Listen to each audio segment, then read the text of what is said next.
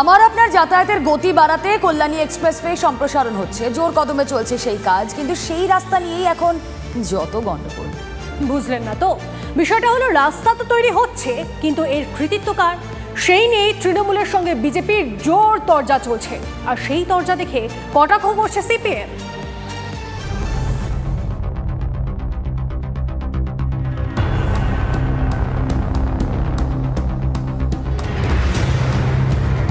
এমসের সঙ্গে এয়ারপোর্টে দ্রুত যোগাযোগের জন্য কল্যাণী এক্সপ্রেসওয়ে সম্প্রসারণ হচ্ছে। তৈরি হচ্ছে 6 লেন। নিমতা থেকে কাঁচরাপাড়ার কাপা মোড় পর্যন্ত প্রায় 35 কিলোমিটার রাস্তা। কতটা গতিতে কাজ চলছে বৃহস্পতিবার সরেজমিনে খতিয়ে দেখেন রাজ্যের পূর্তমন্ত্রী পুলক রায়। ইঞ্জিনিয়ারদের সঙ্গে কথা বলা থেকে শুরু করে খতিয়ে দেখেন এক্সপ্রেসওয়ের নকশাও। তারপরই মন্ত্রী জানান দ্রুত কাজ শেষ হতে চলেছে। টার্গেট রাখছি যে আগামী মে মাসের মধ্যে আমরা এই 35 কিলোমিটার রাস্তা টোটালটাই শেষ করতে পারবো।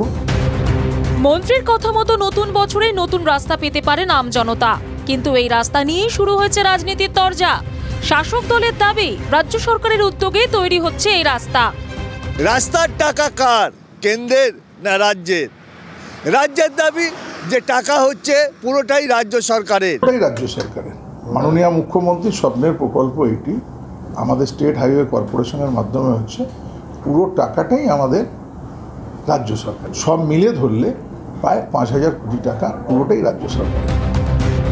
যদিও তৃণমূলের দাবি মানছে না বিজেপি, পদ্ম শিবিরের পাল্টা দাবি। এই যে এমস, যেটা এই কল্যাণী হাইওয়েটা এমসের সাথে জুড়ছে, এটা প্রধানমন্ত্রীর স্বপ্নের প্রকল্প। তো আমরা যেটুকু জানি 60-40 রেশিওতে এই ন্যাশনাল হাইওয়েগুলো হচ্ছে। 2600 কোটি টাকা কেন্দ্রের রাজ্যের হয়, তো 3,900 কোটি টাকা কেন্দ্রের হবে। শুধু টাকা বরাদ্দ নিয়েই নয়, জমি জট নিয়েও তৃণমূল বিজেপির তরজা তুঙ্গে। মানুষ তাদের জমি আমরা এখনো পর্যন্ত পাই না, জমির অনেক রকম প্রতিবন্ধকতা থাকে, সেগুলোকে আমরা ওভারকাম করার চেষ্টা করছি। বিভিন্ন জায়গায় এই রাস্তার কাজের ক্ষেত্রে এই জমি নিয়ে বিবাদে অনেক জায়গায় কাজ ডিলে হয়েছে, এবং সেটা দেখার ব্যবস্থা করা উচিত রাজ্যের। রাজ্য যদি এটা এখনো পর্যন্ত করতে না পারে এবং তার জন্য যদি ডিলে হয়, এর দায় রাজ্যের। তৃণমূল বিজেপির এই কৃতিত্ব চর্চা দেখে সিপিএম বলছে, আমরা সকলেই জানি যে এই বিজেপি আর তৃণমূল ভাই ভাই, এরা আপোষে সব কিছু নিয়ে ঝগড়া করে।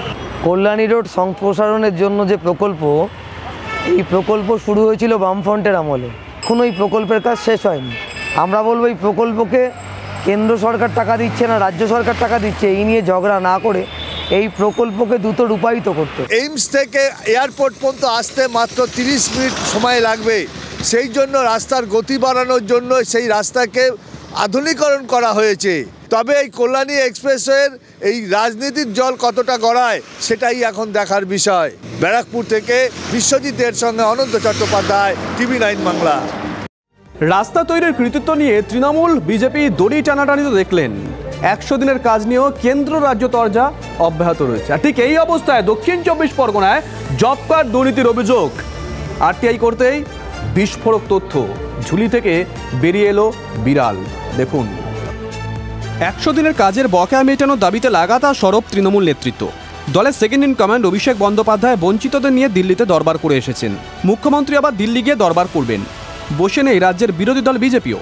100 দিনের কাজে দুর্নীতির অভিযোগে সরব রাজ্য থেকে কেন্দ্রীয় নেতারা। এই সংঘাতের আবহে ফের 100 দিনের কাজে দুর্নীতির অভিযোগ উঠল। মন্দিরবাজার ব্লকের কৃষ্ণপুর গ্রাম পঞ্চায়েতের বিজেপি নেতা রণজিৎ হালদার আরটিআই করেন। সামনে আসে দুর্নীতির নয়া কারনামা। অ্যাসিস্ট্যান্ট এক্সিকিউটিভ স্যার যিনি, উনি আমাকে তথ্যগুলো দিলেন। দেখছি যে অনেক দুর্নীতি হয়েছে, কমসে কম 70 থেকে 80% দুর্নীতি হয়েছে আমাদের কৃষ্ণপুর গ্রাম পঞ্চায়েত। কিভাবে দুর্নীতি হয়েছে? যেমন ধরুন, একজনের নামে জব কার্ড ইস্যু হয়েছে, অথচ সেই কার্ডে টাকা তুলেছেন অন্যজন। শুধু তাই নয়, মৃত ব্যক্তির নামেও মাস্টার রোল তৈরি করে টাকা তুলে নেওয়ার অভিযোগ ওঠে। মাধবপুরের বাসিন্দা মন্টু ঘোষের দাবি, তার নামে জব কার্ড ইস্যু হয়েছে। সেই জব কার্ডে কয়েক দফায় টাকা তুলেছেন পঞ্চায়েতের অস্থায়ী কর্মী অন্য মন্টু ঘোষ। তিনি আবার তৃণমূল করেন। এইসব তথ্য সামনে আসার পর আদালতে দ্বারস্থ হন মাধবপুরের মন্টু। আমার নামে জব কার্ড তৈরি করে মাল তুলে খাচ্ছে আমার নামে আর একজন ব্যক্তি আছে মন্টু ঘোষ, কিন্তু আমি জানি না যে আমার নামে জব কার্ড আছে, তা আমার এর বিষয়ে আমার কোনো জানানো হয়নি। এই নিয়ে আমি কোর্টে দ্বারস্থ হয়েছি। TV9 বাংলার প্রতিনিধি কথা বলেন অভিযুক্ত মন্টু ঘোষের সঙ্গে। তিনি তো রেগে আগুন, সব দোষ চাপালেন বিজেপি নেতার ঘাড়ে। না, আপনারা এগুলো প্রচার করছেন, অপপ্রচার। আজকে রঞ্জিত হালদার এই জিনিসগুলো করছে। অভাবের তাড়নায় আমি কাজ করেছি, পয়সা পেয়েছি। আজকে রণজিৎ হালদার ওই ঠাকুর ঘরে বসে ও আমাকে ওর দলে টানতে চেয়েছিল, আমি না বলেছিলাম। আমি টিএমসি করেছি, টিএমসি দল থেকে আমার কাজ দিয়েছিল। আর তো মনে হয় যে মন্টু ঘোষ যদি অস্থায়ী কাজ করে, ওর ক্ষমতা নেই যে ওইটার পাশে অ্যাকাউন্ট নাম্বারটা, যে একজন কাজ করছে ওর অ্যাকাউন্ট নাম্বারটা দিয়ে দেওয়া। এর পেছনে অনেক বড় বড় হস্তি আছে। প্রত্যাশিতভাবেই কৃষ্ণপুর গ্রাম পঞ্চায়েতের প্রাক্তন প্রধান দুর্নীতির অভিযোগ অস্বীকার করেন। মন্দিরবাজার ব্লক প্রশাসনও জানিয়ে দেয় বিষয়টি তাদের নজরে নেই। এখন তো হচ্ছে গিয়ে আমি ছিলাম, এবার জানি না যে তখন এরকমভাবে হয়েছে কিনা, অন্তত আমার নলেজে হচ্ছে গিয়ে নেই। জেপির পক্ষ থেকে একটা অভিযোগ করা হচ্ছে এই সময় মৃত মানুষকেও 100 দিনের কাজের টাকা দেখিয়ে, তারও হাজিরা দেখিয়ে টাকা। না না, এরকম কোনো আমার কাছে অন্তত হচ্ছে গিয়ে রিপোর্ট নেই। আদালত মন্দিরবাজার থানাকে FIR করার নির্দেশ দিয়েছে। একাধিক জামিন অযোগ্য ধারায় মামলা করে তদন্ত শুরু করেছে মন্দিরবাজার থানার পুলিশ। শুভেন্দু হালদারের রিপোর্ট। ফের নোয়াপাড়া দক্ষিণেশ্বর রুটে মেট্রো বিভ্রাট। নোয়াপাড়া দক্ষিণেশ্বর রুটে মেট্রো সম্পূর্ণ বন্ধ। থার্ড লাইনে বিদ্যুৎ বিভ্রাটে বন্ধ পরিষেবা। এখন কবি সুভাষ থেকে নোয়াপাড়া পর্যন্ত মেট্রো চলছে। ফিরতি অফিস টাইমে চরম দুর্ভোগের আশঙ্কা। আরও একবার আপনাদেরকে জানিয়ে রাখি, নোয়াপাড়া দক্ষিণেশ্বর রুটে মেট্রো বিভ্রাট। নোয়াপাড়া দক্ষিণেশ্বর রুটে মেট্রো সম্পূর্ণ বন্ধ। থার্ড লাইনে বিদ্যুৎ বিভ্রাটে বন্ধ পরিষেবা। এখন কবি সুভাষ থেকে নোয়াপাড়া পর্যন্ত মেট্রো চলছে।